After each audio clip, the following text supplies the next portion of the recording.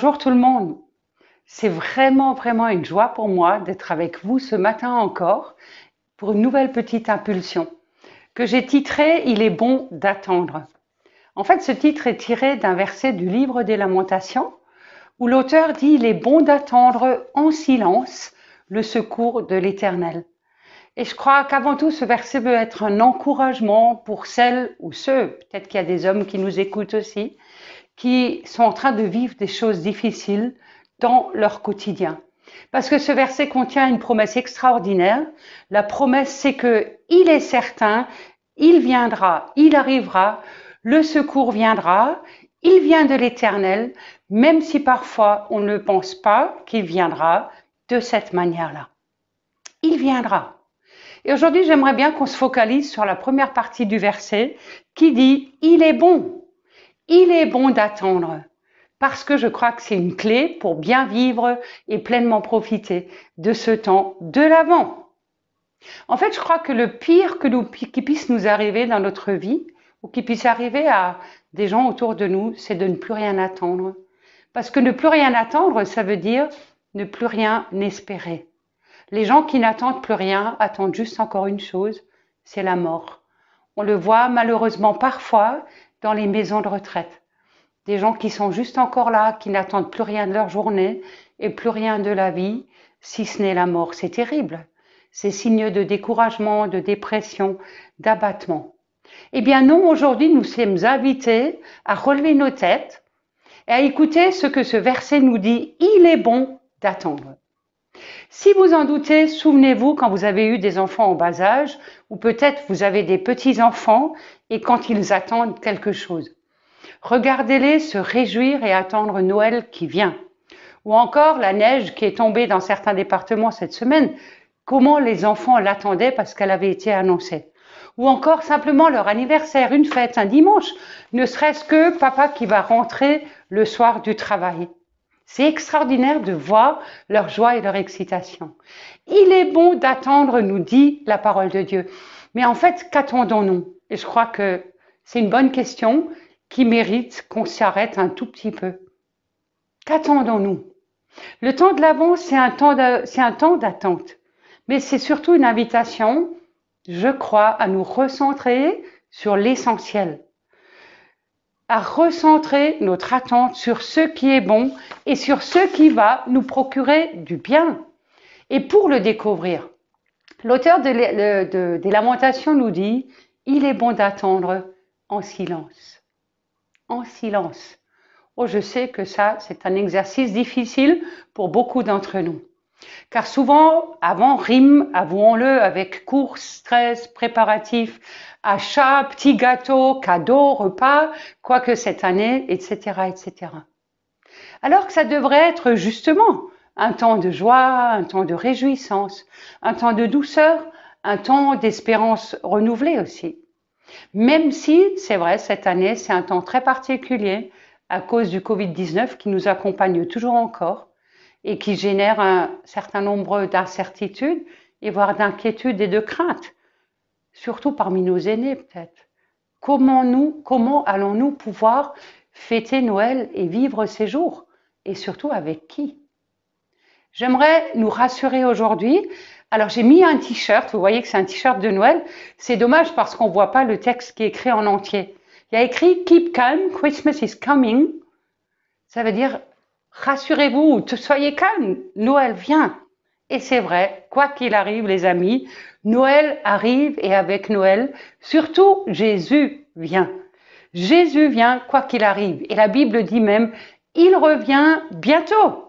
Et rien ne pourra l'empêcher de revenir, ni le Covid-19, ni quoi que ce soit. Et c'est l'essentiel. Et c'est pour cela qu'il est bon d'attendre. Et aujourd'hui, j'aimerais nous proposer une manière différente d'attendre, une manière différente de vivre ce temps de l'Avent. J'aimerais vous donner quelques petites idées comme des clés pour remplir ce temps de l'Avent un petit peu autrement que d'habitude. Plutôt que de le subir, comme je l'ai dit avant, comme un temps de stress, un temps d'activisme, un temps de course folle, etc.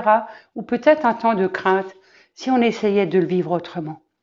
Et je vous propose pour les jours et les semaines à venir qui restent jusqu'à Noël, de vivre ce temps de l'Avent un petit peu comme un calendrier de l'Avent.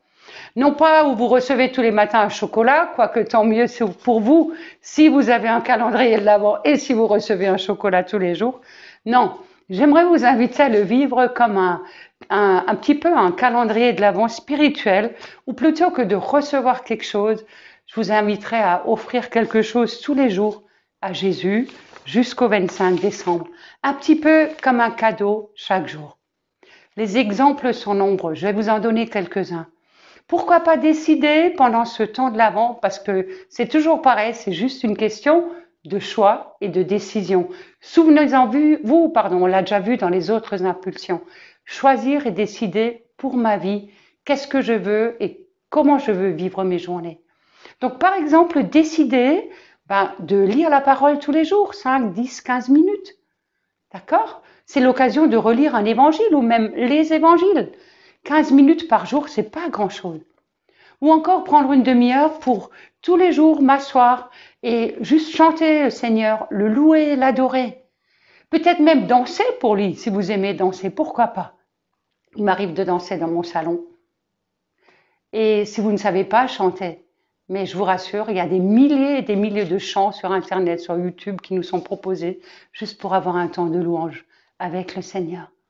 Ou encore décider de lui donner 5, 10, 15 minutes pour intercéder pendant toute cette période pour des personnes précises qu'il va nous mettre à cœur, qui ne connaissent pas Jésus, et prendre ces personnes et les attacher à la croix de Jésus, là où son amour a été manifesté à son comble. Et croire que le Seigneur va agir et toucher la vie de ces gens. Ou encore, demander au Seigneur de vous donner par exemple un verset chaque jour pour une personne précise, et après communiquer ce verset à cette personne. Ça peut être par SMS, un petit coup de fil, une petite carte qui fera sûrement plaisir, ou encore, alors allez la voir pas trop, mais peut-être une personne que vous allez croiser dans la rue aussi. Ça peut aussi être prendre la Sainte Seine tous les jours, c'est ce que nous on fait à la maison tous les matins, entre autres, et simplement se souvenir et dire merci à Jésus de ce qu'il a fait pour nous, parce que vous savez aussi bien que moi, mais que Noël et Pâques et Vendredi Saint sont intimement liés. La venue de Jésus n'a qu'un sens dans le fait qu'il s'est donné entièrement pendant. Ou encore, offrir un tout petit peu quelque chose, un tout petit quelque chose à un voisin, une carte de Noël, une bougie d'avant, n'importe quoi, une petite chose qui va l'encourager à aller à la rencontre de Noël avec nous et à se souvenir de ce que c'est Noël. En fait, le but n'est pas dans le faire, parce que dans le faire, on est toutes très fortes, on sait faire, mais est-ce qu'on sait aussi être? Et je crois que ce temps de l'Avent, c'est une invitation beaucoup plus que faire, vraiment une invitation à être. Je vous donne encore un autre exemple. Vous vous souvenez de la dernière impulsion? Si je décidais pendant ce temps de l'Avent, simplement tous les jours de donner ne serait-ce qu'une parole d'encouragement à chaque personne qui vit dans ma maison ou à chaque personne que je vais croiser.